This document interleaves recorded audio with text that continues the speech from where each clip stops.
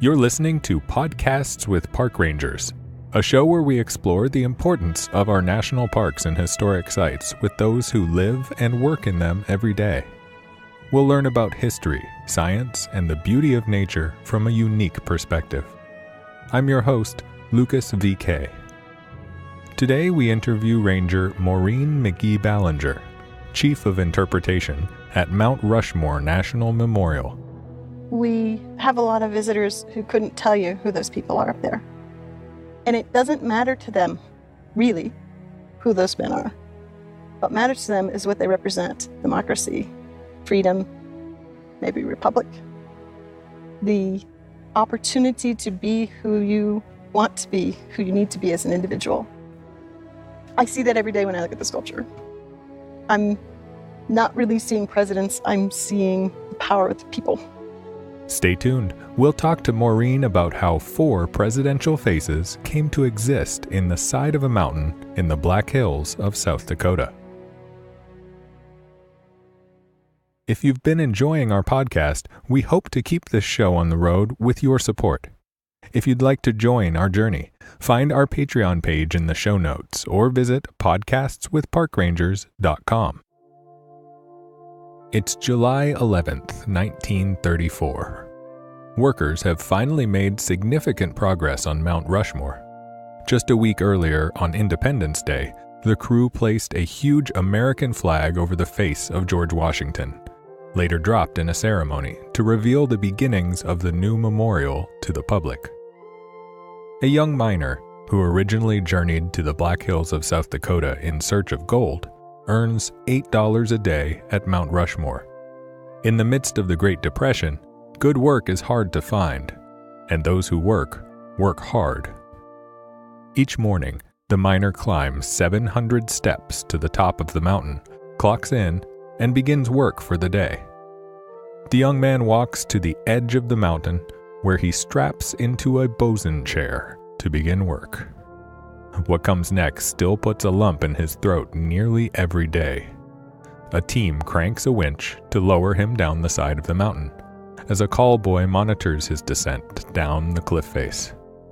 3/8 of an inch of steel cable supports him as he dangles hundreds of feet in the air. Eventually, the boy yells for the team to stop as the worker is set in front of his spot for the morning. The young man begins to drill holes to pack with dynamite and continue progress on the monument. In fact, 90% of the work is completed with dynamite. Today they work on Thomas Jefferson, to the left of Washington as you face the sculpture.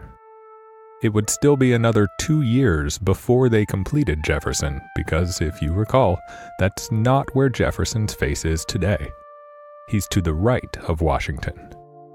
This points to one of many missteps and adjustments to occur while they carved the American icon we know today.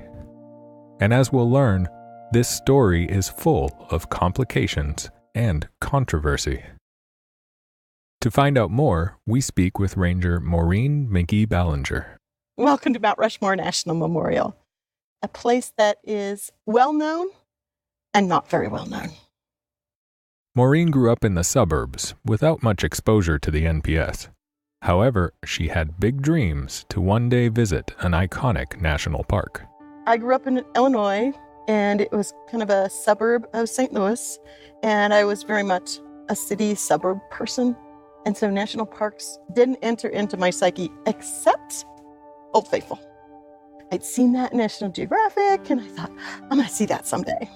And I found out that there were jobs that you could get in the summer in Yellowstone. I'd gotten my undergraduate degree. I wanted to go to law school. I had no money for law school. I was like, oh, this would be cool. I can go work at Yellowstone, save money for law school, and I can see Old Faithful.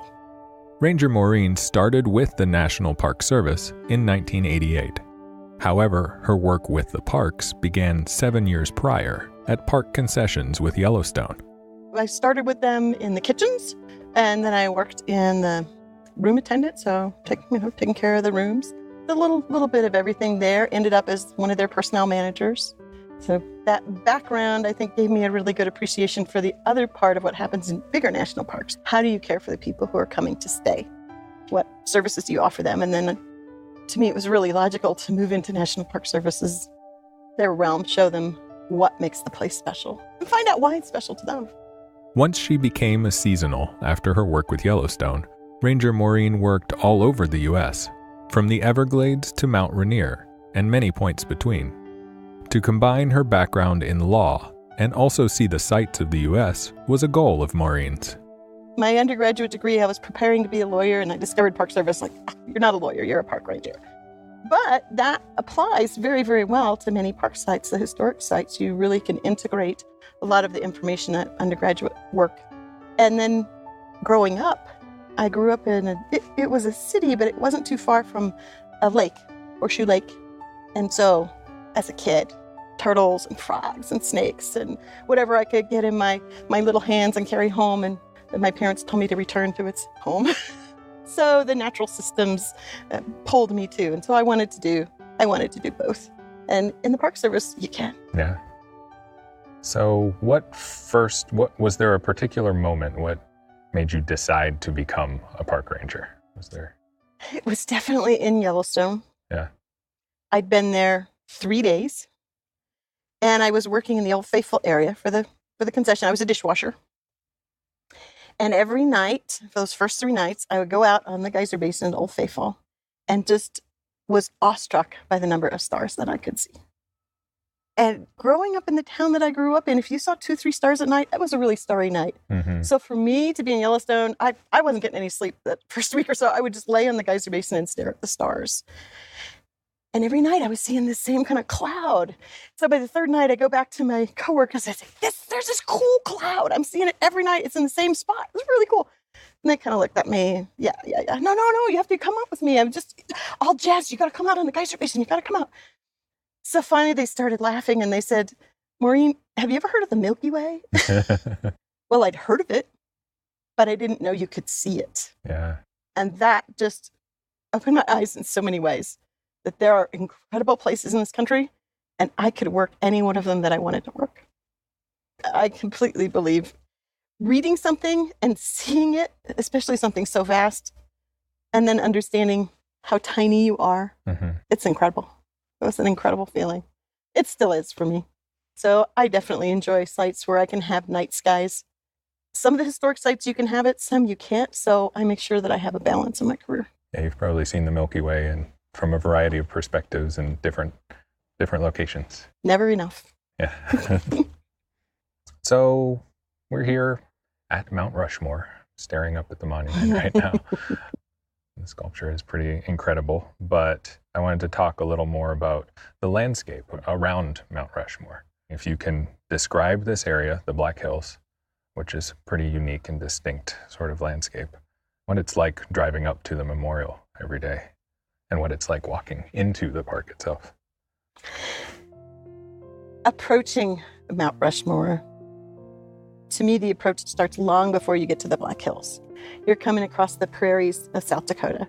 These big, beautiful, open prairies. And depending on what time of the year, you see all these incredible things growing and farmers. And it goes on for miles and miles and miles. You're just traveling across. And then in the distance, you start to see what you think is maybe a cloud. Maybe I'm driving into something. There's this rainstorm ahead, and as you get closer, that cloud starts to take some shape. And you're starting to see the beginning of the Black Hills. And you can see them a long way because the prairie is so open and so flat. Mm-hmm. Because you could see the Black Hills for so far, all the tribal people that were here long before Westerners came in, the Black Hills were a marker. They were a sacred place. They still are a sacred place. Yeah. And for some tribes, it wasn't the Black Hills. It was called the Turtle on the Prairie. Because there is this big lump, this big hump that you can see for a long, long way. And as you get closer and closer, you're thinking, how far away are those? And then all of a sudden it just reveals itself. And it starts revealing itself with the Badlands, where you've got all the erosion that's going on. Right. And you have the beautiful colors going through the Badlands. And then you continue. And the hills start taking shape. You start seeing trees. And Black Hills getting their name from the ponderosa pines. Mm-hmm. That is the predominant tree here. It's got a flat leaf that gives that blackish look. But as you get into it, it's not black at all. Right. Beautiful greens and giant rock outcroppings. And when you get up towards Mount Rushmore, You've been going up and down some hills by that point, and you might be thinking, well, where is this place? I just keep going up and down hills. You go through the town of Keystone, which is a gateway Keystone. Most people come in that way. There is another way you can come in. Most come in through Keystone. And as you're coming up that road, 244, coming up Keystone, you're looking, and then you make a turn, and there are the presidents. You just see them right in front of you. And it's awe-inspiring. It's incredible because of the artistry, because it's so giant. It's incredible because of the presidents who were there. But it's really incredible for what it represents, the ideas, the philosophies. And sometimes it's hard to get past that first turn in the road. You are so awestruck. Mm-hmm. You continue on up, and there's a parking garage. We have over 3 million visitors a year, so we have a pretty big parking garage. Yeah. And 2 sides, 3 levels. They look a lot alike, and you're so excited about seeing the sculpture. Remembering where you park can be a challenge. So you get out of your car, and you're facing the sculpture when you're coming out of the garage, and that just it pulls you. You can watch people. You stand near the information center across from the parking lot, and it just pulls you forward. You might stop initially and get a picture of the sculpture, and then move up a little bit more and get a picture of your family member, but you are just continually pulled out to the Grandview Terrace by this incredible carving, incredible work of engineering. Mm-hmm. It's granite. It's a particular type. It's called Harney granite. It's a really fine-grained granite. But it wasn't the original site where the carving was going to occur. It was planned for for what is today Custer State Park. Ah, okay. And there's a place called the Cathedral area, or the spires, and they are just giant granite spires. Mm-hmm. So the idea was Doane Robinson's, and Doane Robinson was the state historian for the state of South Dakota. And Doane loved his state. It was beautiful. Why not? He wanted to get more people into the state to see it, and particularly the Black Hills. Mm-hmm. Very proud of the area and how beautiful it was. So he comes up with this idea that you can carve the spires in Custer State Park, carve them in the round, so you have these giant statues. And that sounded pretty cool. So he contacts his first artist, Taft, and Taft said he wasn't up to the project. So but the idea, just pausing briefly, the idea was for full-length statues. Full-length statues, of the presidents. No, not of the presidents. Okay. Full-length statues of people like Western figures. Okay. Chief Red Cloud, Lewis and Clark, Fremont. So he was going to have Western figures carved in the spires. Round spires. Yeah. But when he hired Borglum, or Tuck the Guts and Borglum, and he went to Guts and Borglum because Borglum was already carving a very big rock in Georgia. Okay. Stone Mountain. So he was carving Stone Mountain, Georgia, and Borglum thought, this is a guy that can carve my giant spires into these incredible Western figures. When he got Borglum out here, Borglum said, that spire thought, that's not going to work. That rock is not going to be sustainable. You're not going to be able to carve it in the round. Not a good plan. Because those aren't the same granite that we see here. It is granite, but it's not the same kind of granite. Okay. Yep. So Borglum and his son Lincoln toured around the area, and they found the site that was called Mount Rushmore. It had that name long before Borglum ever found it. Oh, it did? Okay. And he said that big piece of heavy-duty granite, that's got what you can carve with. That's the stuff. That is the stuff. And you're thinking too small when you're thinking Western figures. Today, if you went up to most people and you said, do you know who Fremont is? You get kind of a blank look on their face. Most people would not be able to dig that out of their 5th grade history book and remember that. Yeah. But if you say, who's George Washington? Yeah, people could pick that up. Mm-hmm. So Borglum said, you need to think big, you need to think presidents. And he was the one that came up with that idea, putting the presidents up there. So he was thinking on a grander scale. He was. And I wonder if you could give us a sense of the scale that we're dealing with. The heads are approximately 6 stories tall. 6 stories. It's each head. Yeah. And you're looking at it from a distance, so it might not give you that look. Some people come in and say, well, it's a lot smaller than I expected. Yeah. But 6 stories, pretty big head. If they were carved in total, you would have a person who is 462 feet tall. But when Can't do the math on the When spot. you look at Rushmore today, you'll say, well, there isn't a carving that's a 462 foot tall person. No, it's just the heads. It's just the heads. But the original thought, Borglum's original thought, was going to be about a 3/4 carving. It would end just below the waist, kind of between the waist and the knees. Right. When you look at the sculpture and you look under George Washington's head, and you'll see he was the first one they started on. He's the most refined. He's the most prominent. And he has big lapels that are easy to recognize. Nobody else really has that much distinction when it comes to clothing. Right. Because they were going to do that bigger carving. But look underneath that, and you're going to see there's a big dark stripe rock with a very dark color. Mm-hmm. That is mica schist. It is not Harney granite, and it does not carve well. So they knew. Borglum knew fairly early on these were not going to be 3/4 carvings. It was going to be the heads. Okay. So his original models may have been those 3/4 busts. Yes. And we do have the original model here in the park. It's down in the sculptor studio. People can see it. Right.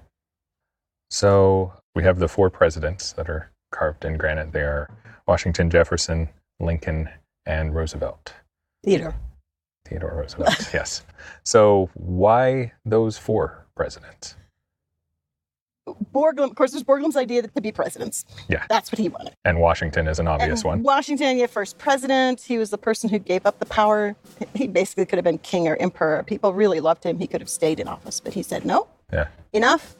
He steps away. So for all of those things, he would be an obvious choice. Yeah. Jefferson, the author of the Declaration of Independence, 3rd president. But probably the most significant thing once he became president, the Louisiana Purchase, expanding the boundaries of the United States. So he was pretty easy to figure Washington, Jefferson. Lincoln, president who kept the country together during the Civil War. Yeah. Major event.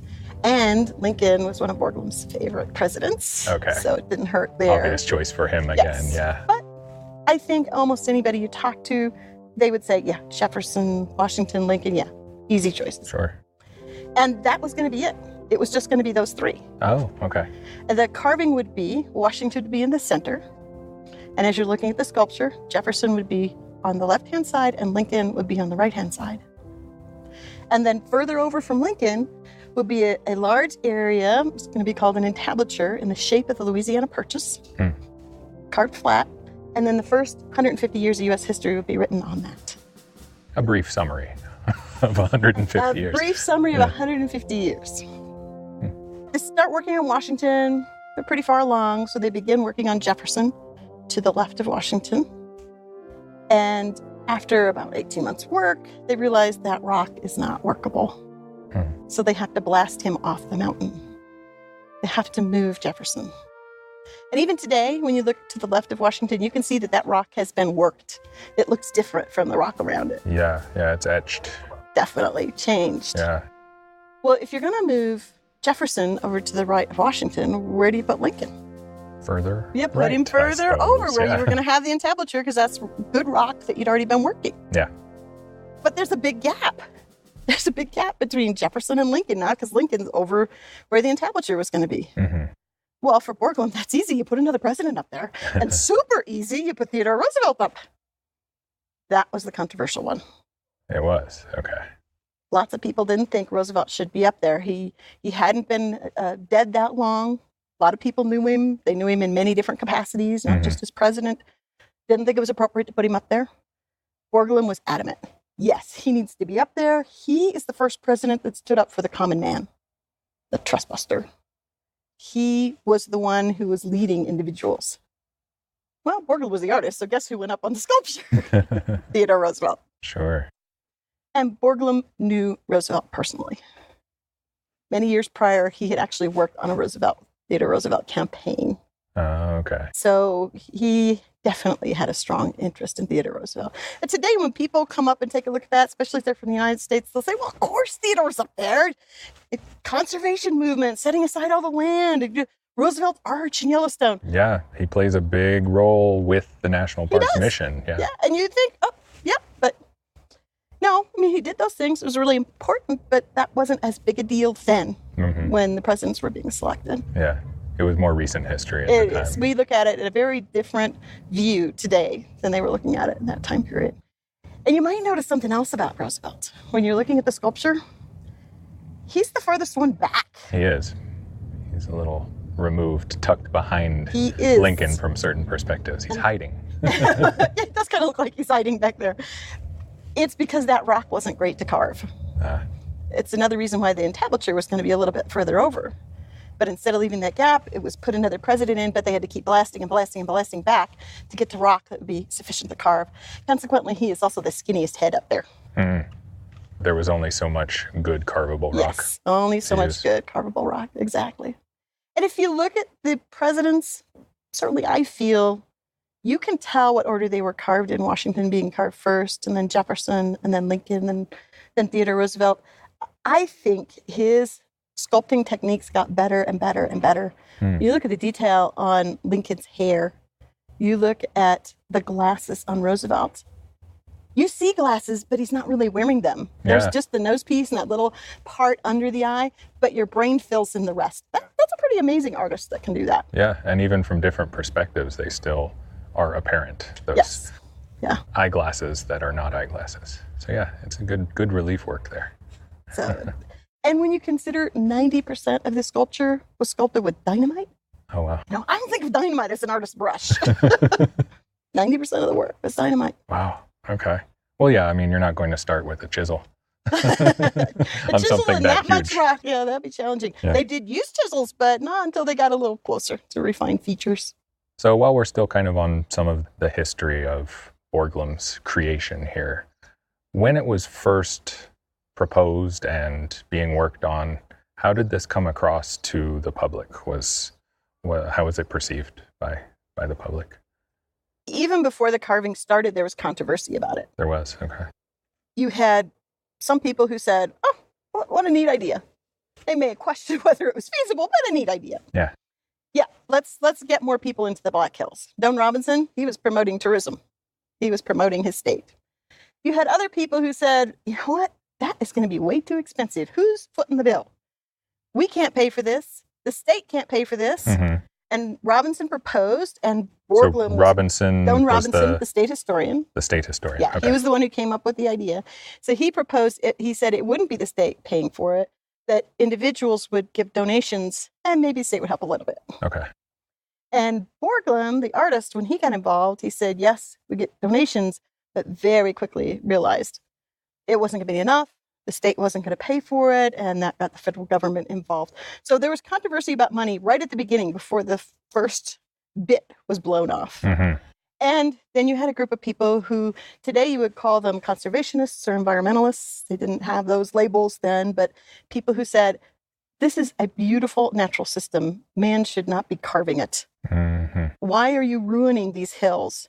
Lots of tribal people, the Black Hills are sacred. Do you go into someone's church and start carving stuff in their church? Mm-hmm. Much less bringing dynamite. Exactly. in.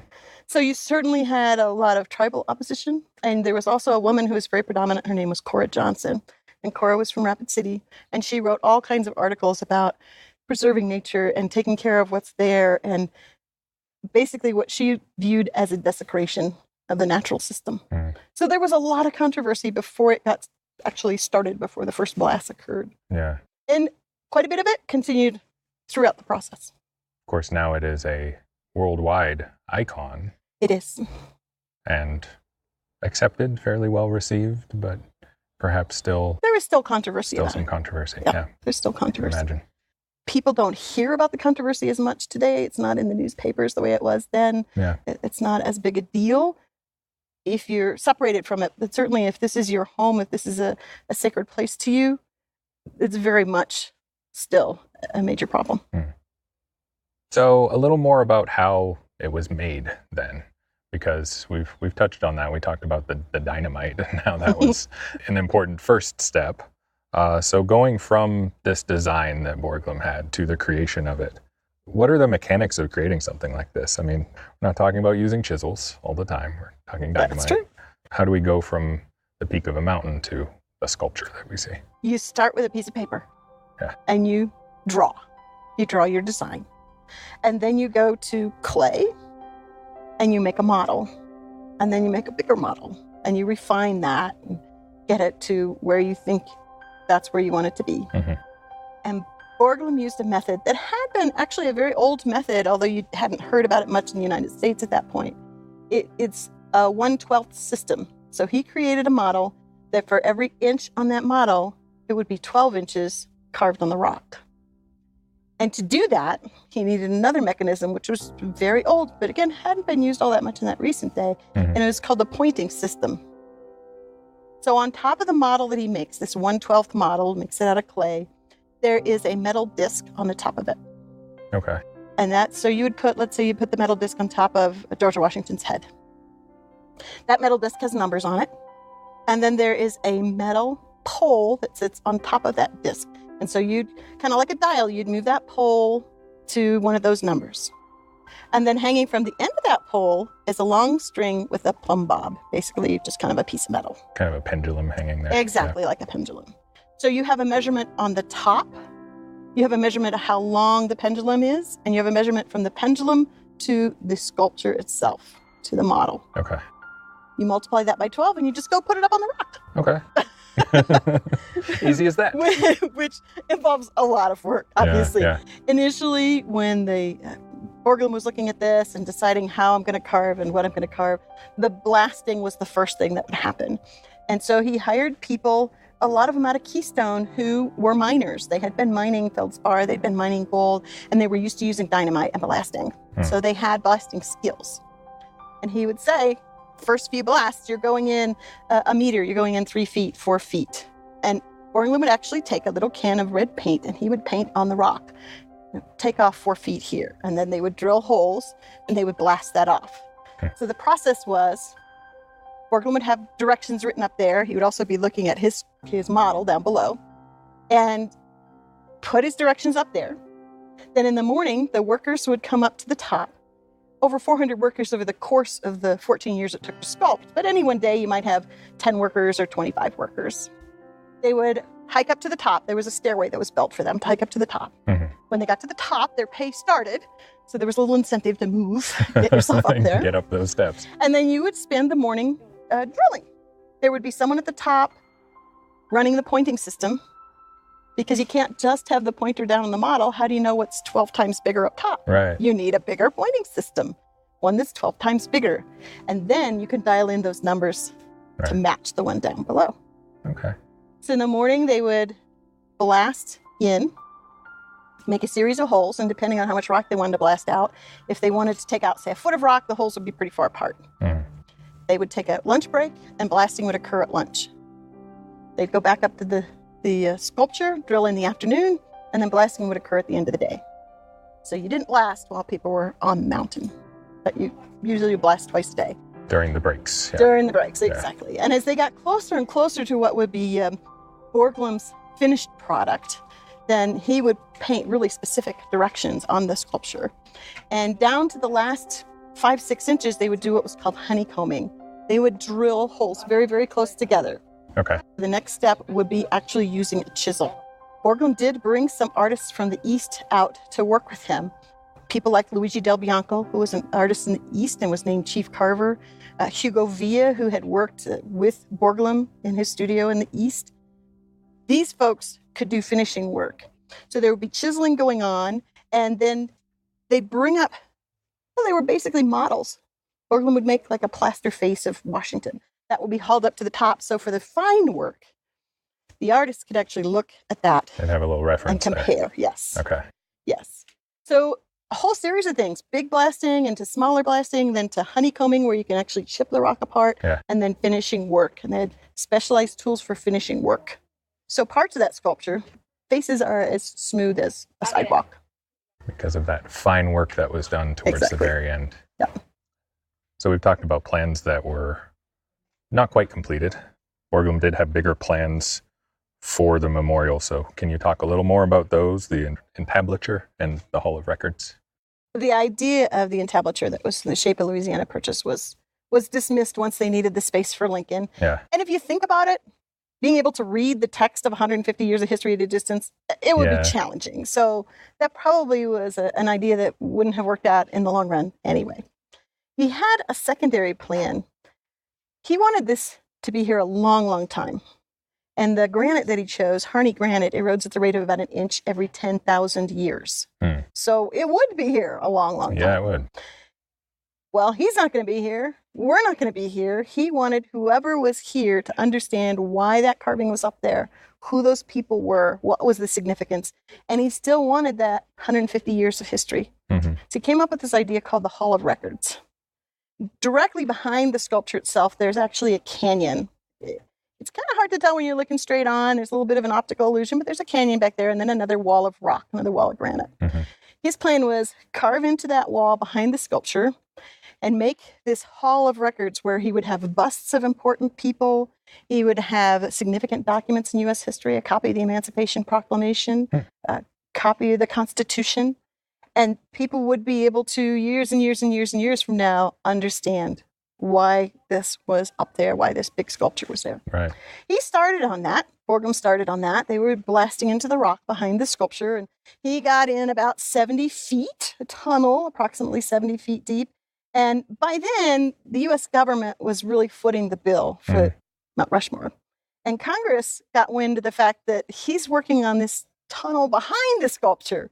They said, hey, Borglum, finish the front before you start doing anything else. So don't spend our money on everything at once. Our money, we need to get that front finished. So 1938, he stops working on the Hall of Records, continues to put his energy into the front of the sculpture.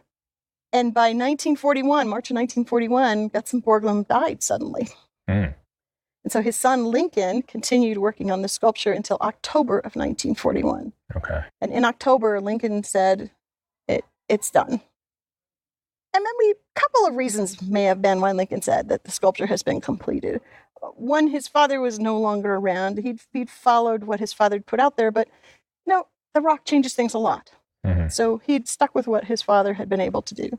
And two, thinking October 1941, we're coming up on World War II, and United States funding was not going to be going toward making a sculpture. It was going to be going into the war effort. Right. So October 31st, 1941 is considered the final day of the sculpture, and it is complete. People will say, well, you need to put another president up there. This president is important. That president is important. But that won't happen for two big reasons. One, there's no more carvable rock. Remember, they already had trouble with Jefferson. Yeah. They moved Lincoln as far as they could move him. And when you look at it and you think there's more rock, that's part of that optical illusion. That rock's actually farther back. It's not right up next to the sculpture. And two, even if there was space for one or two more presidents or significant people, you wouldn't change an artist's concept. You wouldn't put another figure in the painting of the Mona Lisa. Right. That's what the artist wanted. Yeah. So it is a complete sculpture. Preserving that initial vision that Borglum had. But then what happened to that 70-foot tunnel? Well, it was still sitting there. And Borglum's family, his descendants, were saying, we really need to honor his idea, his thought. And so in 1998, the Borglum family and the National Park Service went up to the Hall of Records, that 70-foot tunnel, such as it was. They dug a hole in the floor of it. They put a titanium box in the floor and a teakwood box in the titanium box, and then 16 etched porcelain enamel panels that had all that information that Borglum wanted up on the sculpture. Oh, okay. And then they capped it with a granite stone with one of Borglum's quotes. Huh. And that's what's in the Hall of Records today. It's a time capsule A back time there. capsule, yeah. Yeah. Neat. I didn't realize that was back there. It's not open to the public. You can't go up and see it. But there is a book written about it. You can see pictures of it and see what was written on the entablature. It kind of the entablature in miniature instead of what's on the rock wall. Yeah. It's on panels. Okay. So the family was able to honor Gutzon. The Park Service was able to honor Gutzon. And we have a mystery that people ask about. What is the Hall of Records? Good. Okay. Well, it's still being preserved, though, by Correct. the National Park Service. It is still being preserved. Yeah. Yep. Important preservation effort there. Final questions. What does Mount Rushmore, you've been here for six and a half years now. What does Mount Rushmore mean to you? What does it represent? Rushmore represents the power of people. It represents philosophies. We have a lot of visitors who couldn't tell you who those people are up there. Yeah. Some of them are international visitors. About 10% of our visitation is international. Some of them are United States visitors. And it doesn't matter to them, really, who those men are. What matters to them is what they represent: democracy, freedom, maybe republic. The opportunity to be who you want to be, who you need to be as an individual. Mm-hmm. I see that every day when I look at the sculpture. I'm not really seeing presidents, I'm seeing the power of the people. That's what Rushmore represents to me. The power of people. I like that. So what feelings come up for you when you think of Mount Rushmore? Lots of feelings come to me. Feelings about what kind of privilege I enjoy because of my accident of birth, where I was born. Mm-hmm. How fortunate many, many people are, and how many people don't have those fortunes. Right. And that it's up to me as an individual to do what I can within my circle. And my circle includes national parks. And that taking care of those places and keeping them available for anybody that can come out and visit or get online and visit. Mm-hmm. Those are important things to me when it comes to all the national parks, but definitely when it comes to Mount Rushmore.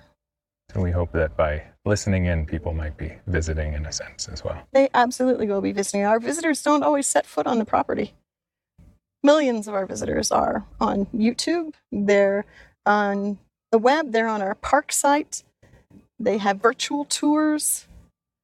And for all of them, they don't need to touch the sculpture to be moved by the power of the people, to be moved by the freedoms that people have, or to ponder and to try and work through when people don't have those freedoms. So going to a bigger picture, to the national park system as a whole, what is the importance of the national park system to you, and why is it important to preserve it? I think why it's important to me is the same reason of why it should be preserved. That might sound a little egotistical, but the National Park Service is taking care of our heritage. Yeah. Our cultural heritage, our history, our natural heritage, our wildlife. It encompasses who we are as a people, what we are as a planet. And I know that sounds very grandiose for 417 sites, but it's why sites continue to be added. It's why they talk about adding new civil rights sites. It's because there's more and more out there that represents who we are, both the good and the bad. Mm-hmm. And we don't want to say something didn't happen, we don't like that, and hide it. We want to pull it out into the light of day, look at it. Why did that happen? Is it still happening? How do we fix it? And that's also what national parks do. They make us face some very challenging issues and work through those issues. It's an incredible place, the National Park System. And we are extremely fortunate, we live in the United States, to be able to see these in person. But you don't need to see them in person to deal with those challenges. Right. And it might sound like the challenges are all human, talking about democracy and philosophy, but the challenges are all natural. Do we need to have a bison somewhere on this planet? Is that important?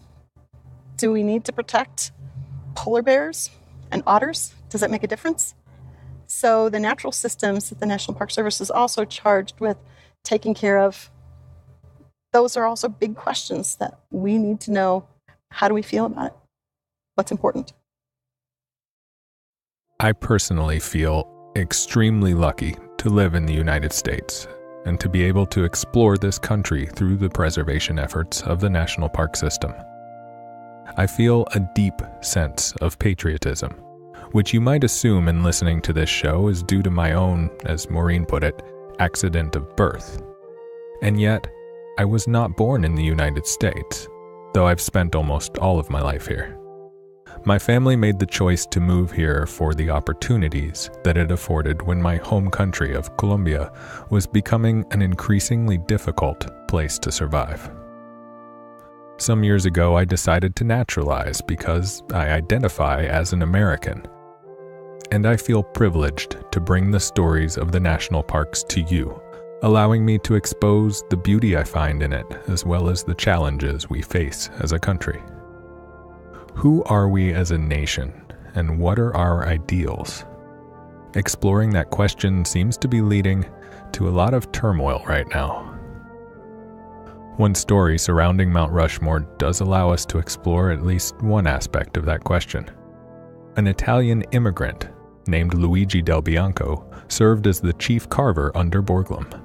The author of Del Bianco's biography questions, if being the chief carver at Mount Rushmore is not the American dream for an immigrant to these lands, what is? For many peoples across the globe, Mount Rushmore embodies democracy and we the people.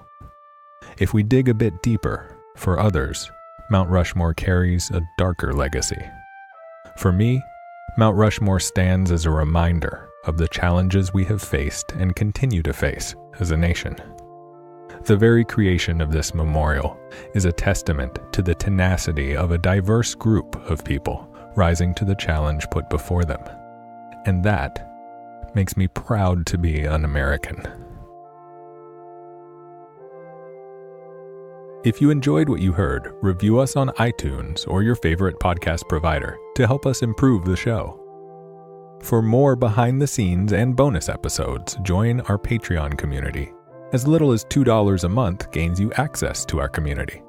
A link is posted in our show notes or visit podcastswithparkrangers.com. Stay with us through the final minutes for a short preview of our next episode. We like to highlight on our show ways that a typical park visitor can give back to their national parks. The Mount Rushmore Society has been affiliated with Mount Rushmore National Memorial since the early stages of carving in 1930. They raise funds for the memorial and run the nonprofit bookstore to help fund part-time interpreters, park development, and the Junior Ranger program. To find out more, visit www.mountrushmoresociety.com. Even though we interview park rangers, we are not affiliated with the National Park Service, and any views expressed are not necessarily those of the Park Service. We're just fans of the national parks, like you. Coming up in episode 16 of Podcasts with Park Rangers, we discovered how they carved Mount Rushmore, but how is it maintained today? We interview Ranger Blaine Kortemeyer to see what it's like to rappel down the face of the sculpture, and to find out how they keep it looking pristine.